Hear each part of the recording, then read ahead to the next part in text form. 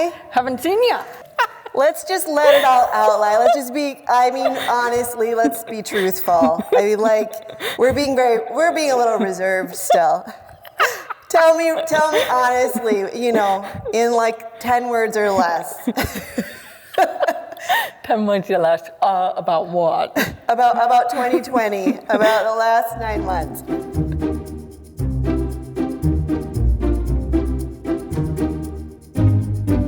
My big lesson for this year, actually, and this is not being sarcastic, I think I've learned a lot about the importance of attitude. That if you think something's possible, you may not have the solutions, but let's keep moving and figure it out.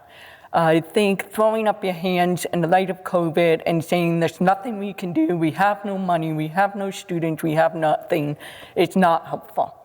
And that's really been brought home to me, I think, this year. And I think you and I have put our heads down. I think we haven't always had the answer, but I do feel like we're in a really good place compared to 8 months ago.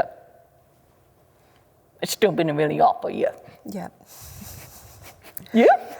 You know that there's, I think somewhere in Cook County, there was a poster that said, OMG 2020, make it stop. Yes.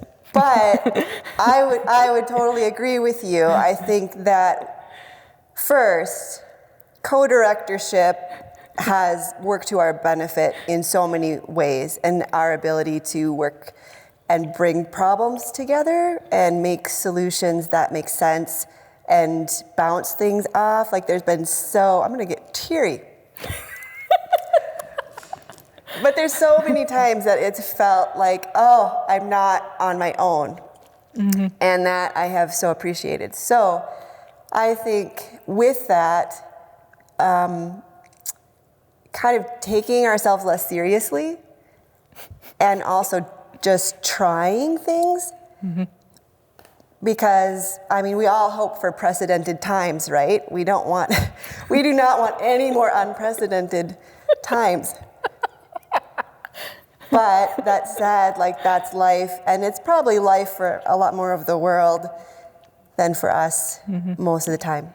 Yeah, we know we're small. We know that we're big in Grand Marais.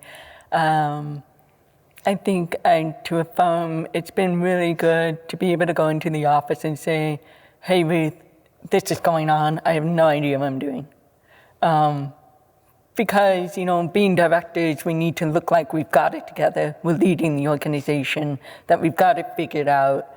And we don't. We don't have everything figured out, but having somebody there, a comrade in arms, and saying, okay, let's work together and see what we can do. And that's really been, I think, good for the art colony. And I think also it's been really interesting to watch us play off of each other's strengths. And then I can also say, I don't want to do this, we can do it. I'm so glad this is not my job.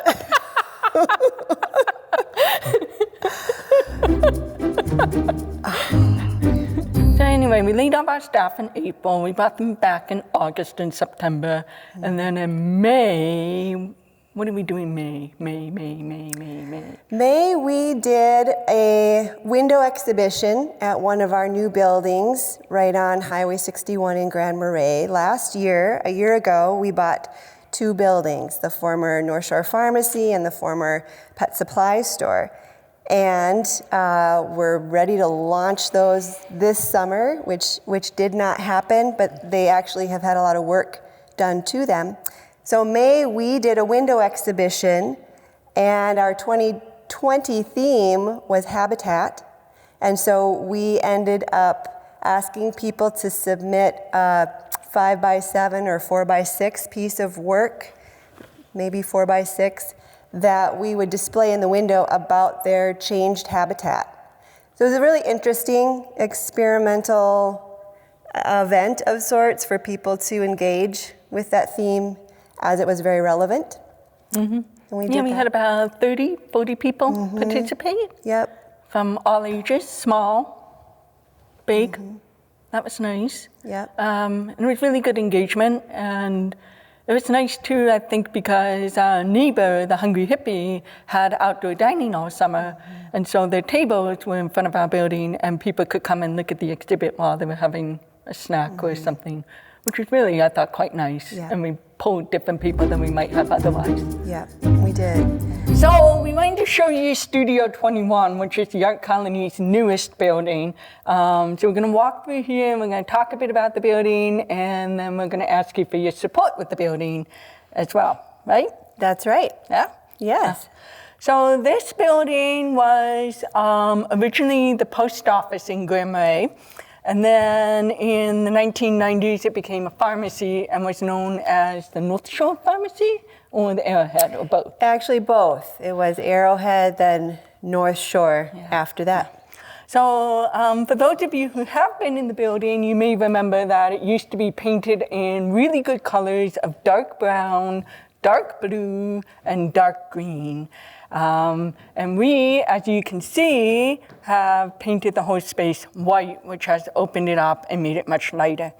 And then we have the floors used to have carpet and plywood on top of what were the original wooden floors to the building. So our amazing construction crew was in here for about 3 weeks with crowbars, prying everything up. But they have pickled the floors and epoxied them, and I think they look wonderful. So just some backstory here. I studied at the Art Colony in late 2018, and my predecessor and Ruth and the board have been talking about expanding the Art Colony into a new building or additional buildings, because Ruth has done a phenomenal job at growing our programs to the point that we are over capacity with the space we had at the time. And then in April of 1919, this building came on the market and is in downtown Grand Marais. It is on Highway 61. It is close to downtown shops and other resources. And it was just absolutely perfect timing for us to take this building and turn it into something for our programs, right? It was. We had unanimous board support to purchase it. And we also were so pleased it's in this wonderful corridor, First Avenue, where there's a bunch of new galleries, shops, gift stores. There's Sievertson's Gallery down by the harbor. There's Betsy Bowen's studio up the hill, and we kind of fall right in the middle. We decided to close off behind you what is now called the Pillbox Studio. And that is paying homage to the pharmacy legacy. And we put in windows, and we see this as being either a classroom space or residencies. Is that right? Right. So it is about 500 square feet. It's a nice rectangle space. There's a washout basin sink, and it is something that is available for residents to use. Up to 2 artists can share this space, and our residencies are from 1 to 4 weeks in length. And we've used Slide Room, a new application software management tool, which has been a great upgrade. And so those are all on our website, and you can see that. And then this front space is also available for residencies up to, from 1 to 3 artists can rent and work in this space. As we continue to use this space and morph it, it will also be exhibition space. And that's truly exciting because we've never had a permanent exhibition space. We've always toggled between classes and exhibits. And if you're inviting someone to go and view an exhibit and a class is going on in that same space, you get the idea of what our challenge has been. So our first more major exhibition will actually be with 4 artists who have had a residency with us. In 2019, we had Moheb Solomon, Moira Bateman, Annie Haney, and Nick Robleski here for a 7-day residency around the theme of water.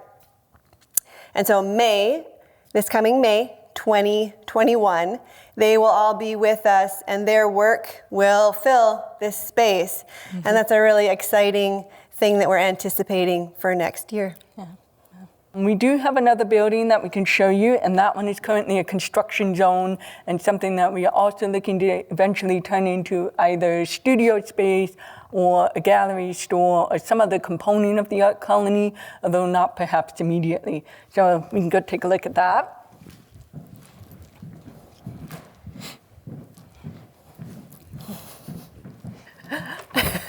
And yes, the buildings are connected. Put your hard hat on.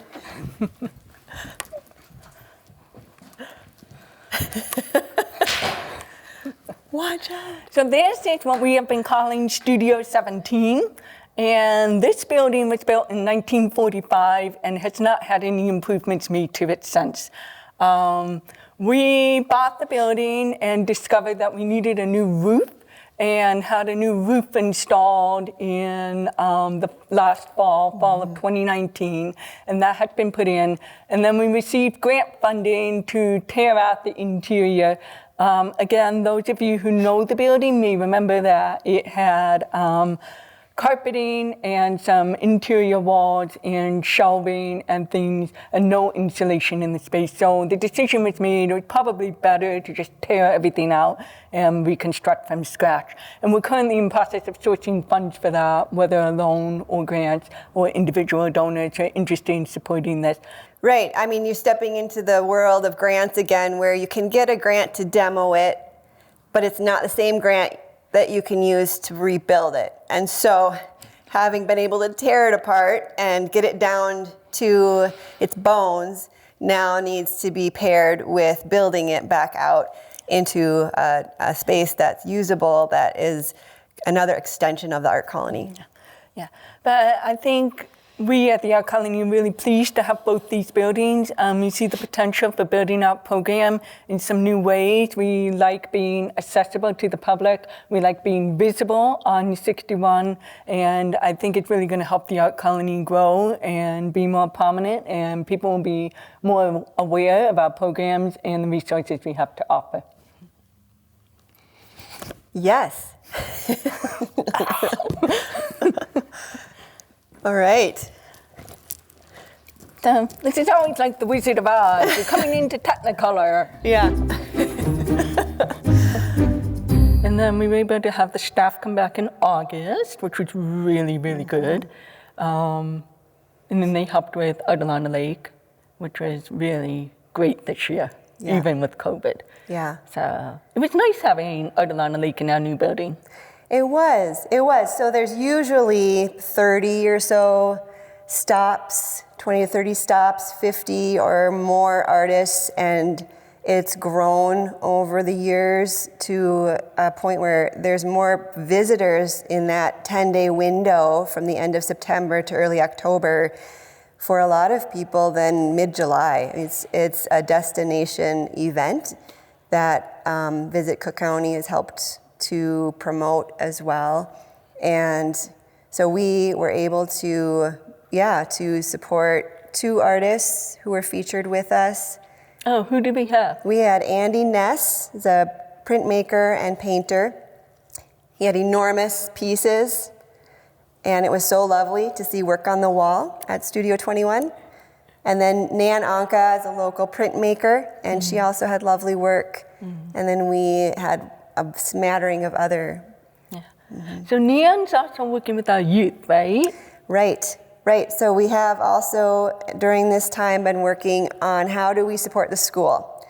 And we usually have after-school classes. Nothing. We didn't do any of that. We just couldn't with all of the restrictions. But we now are building toward art kits that will go to all students in some middle grades, and that will be starting this after the new year. So we had Outlander Lake, we had good traffic, that was end of September, early October. And then, well, because we haven't had tuition funds come in, the PPP money was finished, so unfortunately all our junior staff had to leave again, except for one. Right. And she's been building up our social media, which has been looking really good. I think we've started doing some artist takeovers on Instagram this year. We did. I think, well, and just to comment about the staff and management, I know that we both have said over and over, this is the toughest part of our job at times, to figure out how to retain, how to bring back, and unfortunately, how to lay off. And that's been the casualty of COVID for a lot of arts organizations, and for us too. We did start, I mean, really our engagement with our arts community was sustained, I would say, in many ways through our Instagram and artist takeovers. And so I think that is one of the highlights for me and for you, to see artists who, yes, stepped up and wanted to partner with us. And so they showed us their home studios, they showed us what they were working on, they demonstrated. They showed us finished work. They talked about techniques and tips in different ways, whether it was printmaking or painting or drawing or ceramics. So it was really engaging, and we've continued to do that. And when we go into the new year, we will do that with instructors and artists who will be with us in 2021. Oh, great. So, and then we've also been studying some virtual stuff, because we're all living on Zoom, and even though it sounds simple and easy to put everything online, we haven't found that quite to be the case. Right. I think, we have done some, and we've found some good success in a few things that make sense to carry on. I think our approach has been, yes, what are the immediate benefits of virtual connections and classes, and then what might be sustained virtually?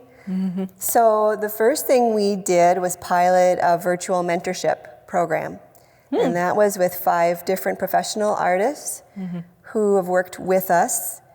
And it pairs well with our mentor series in the summer, where we have students here for a week-long class under the guidance of mentoring artists. They bring works in progress, they're here, and just a real intense time. And so those instructors then, as mentors in a virtual option, means having a one-to-one session around that's nice. Your goals.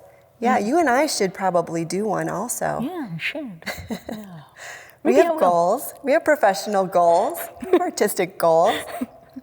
I know, I haven't taken a class yet. Yeah, I've visited classes, but I haven't taken a class yet, so I need to do that. That could be fun. Yeah. Yeah.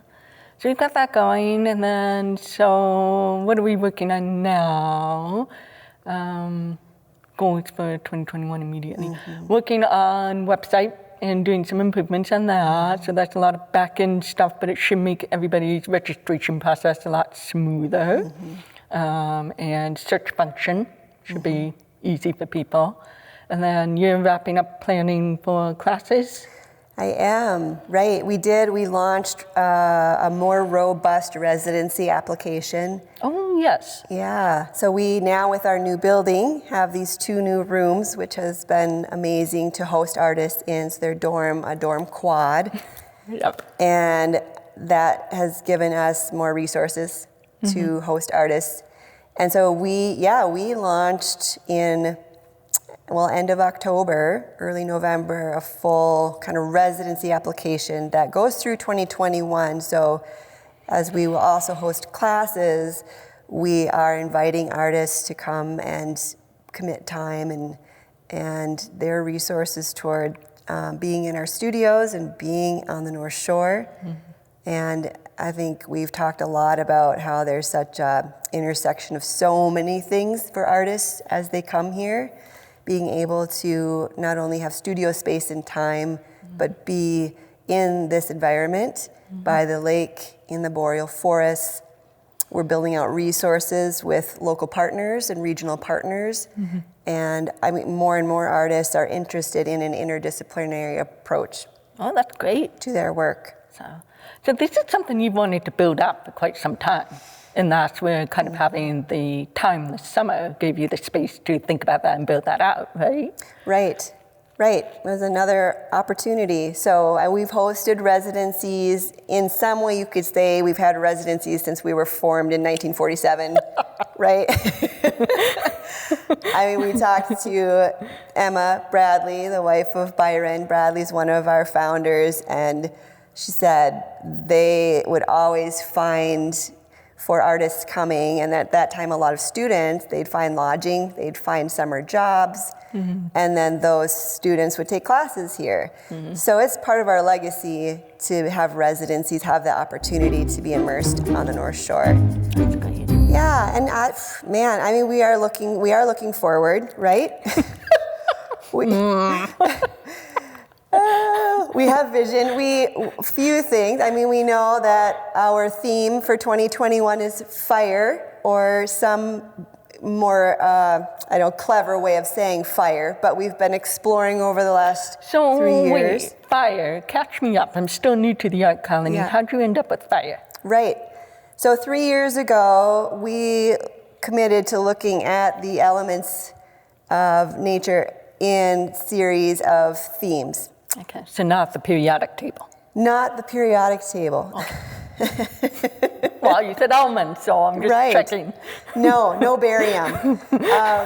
We started by looking at water, and really they've been threads through our programming. Not everything has everything to do with that theme, but we've had exhibitions. We had an exhibition around Lake Sturgeon. That was a traveling exhibition, and worked with Grand Portage and the University of Minnesota Duluth and a few other local regional partners to explore both science and the artistic nature of Lake Sturgeon and these portraits that were created by a variety of artists. We hosted Danny Satoff, who had done Minnesota State Arts Board Arts Initiative exhibition on ice flows, and he had kinetic sculptures in here, slightly moving sculptures that were reminiscent of the ice on Lake Superior. We did a lot of different things with water that year, and then the next year we looked at Earth in the form of habitat. So that's why we had the habitat theme this summer, right? Right. So now we are moving into fire. Now we're moving into fire. Yeah, and you know what? I feel like it's been timely, not only ecologically, and all of the fires that happen, including the number of local practitioners who work on actual fires from the North Shore, and they are going to places like Australia or California to support. But I think we felt like fire was a good fit this year because we all have been a little dampened, a little bit smudged out by COVID, that like passion, the inspiration that needs to be a part of the artistic process. That's so important. We felt like focusing on that. And then there's artists who make work with fire. Right. And we were looking at ceramic artists in particular, and sculpture artists who need fire in order to actually make their work and finish it. So that will all be a part of 2021.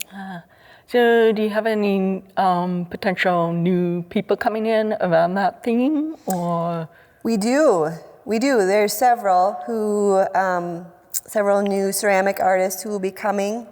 There is an artist who actually does draw with fire from Montreal. Oh. I know. It was fascinating to discover him. Steven Spazek and his partner Daniel Delhaize are combining work with fire and ecology in a project called Reverence. Too many things to go into fully here, but super exciting to start the process with them that will hopefully culminate in a larger community project a couple years down the road. So they will be teaching a class or just doing community projects? They will be doing a virtual artist talk if the border, the Canadian border is closed. So a lot of our Thunder Bay friends can't join us right now, but For sure, a virtual artist talk and a film screening of a project they did at a butterfly sanctuary in Mexico.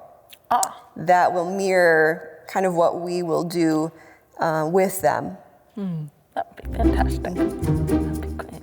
Yeah. So just talking about how COVID has impacted our finances, and because I'm sort of the major grant writer right now, it's been very, very challenging because historically, I would say maybe a third of our income has come from grants. And this year, for very understandable reasons, a lot of funders have decided to redirect their grant making to essential needs, such as housing and food and human services. And I don't think that you and I would dispute that, but it has meant that our grant income has taken a major hit.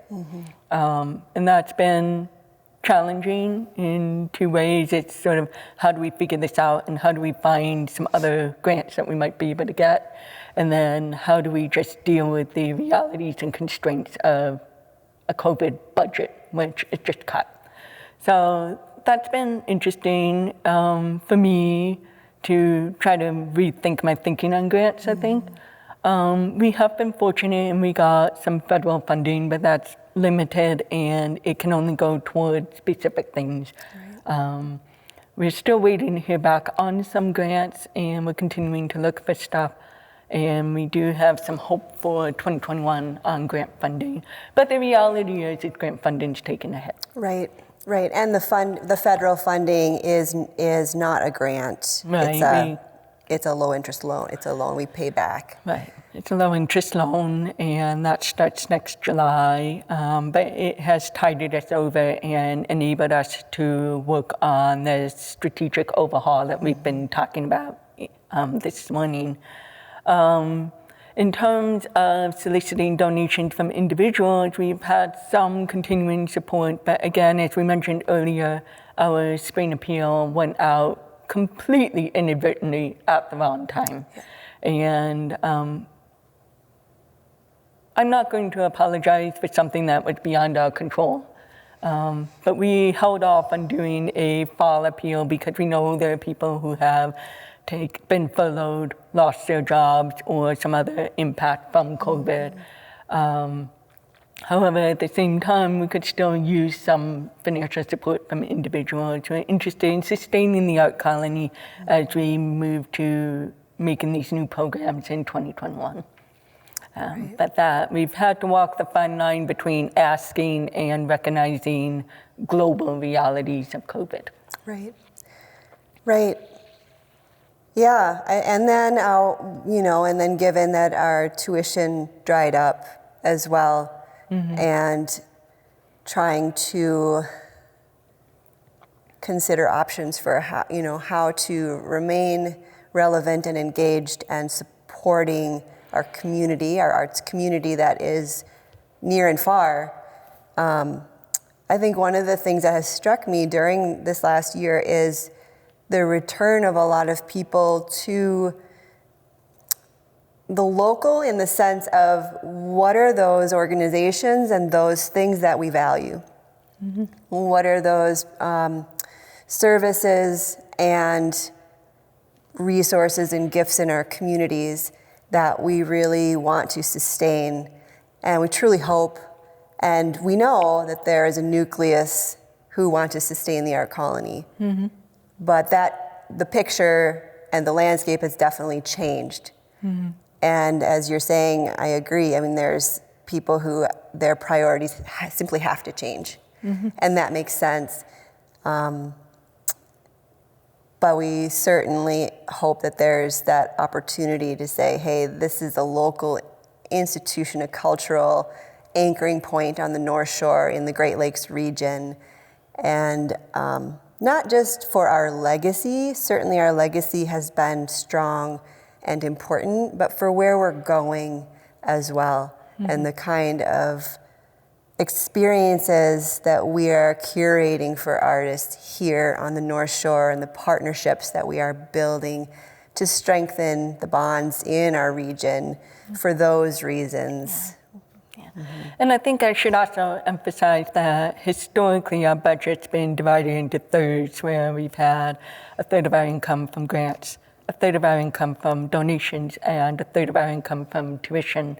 And so 2 of those have pretty much vanished, the grants and the tuition.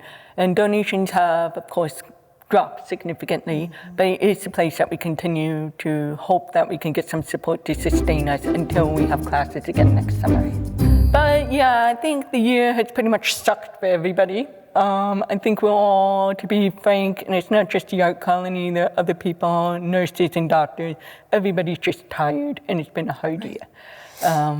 But I am very optimistic about 2021. I'm excited about the new programs. I'm excited about a bunch of operational changes that make most people snooze. I think it's going to be good. So give us money. You can't say that. I can't say that?